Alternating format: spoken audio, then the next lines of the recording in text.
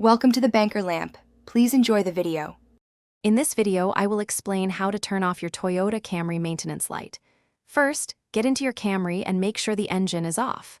Turn the ignition to the on position, which is the first setting before starting the car. Now, locate the odometer reset button, usually near your speedometer, and press and hold it. While still holding the button, turn the ignition back to the off position.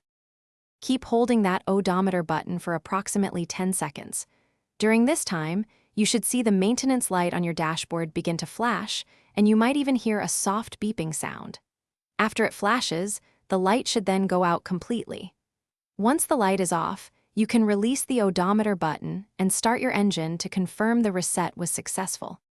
After starting your Camry, double-check that the maintenance light remains off.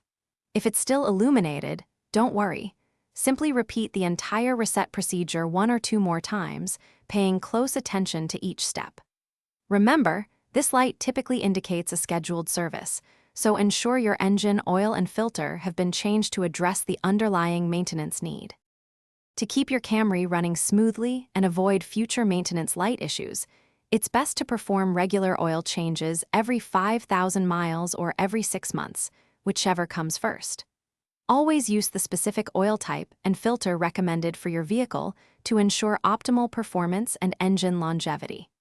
And hey, while you're taking care of your car, remember to take care of yourself too. Check the description below for a link to the Oala water bottle and other great deals. Thanks for watching. If this was helpful, leave a like and consider subscribing. See you next time.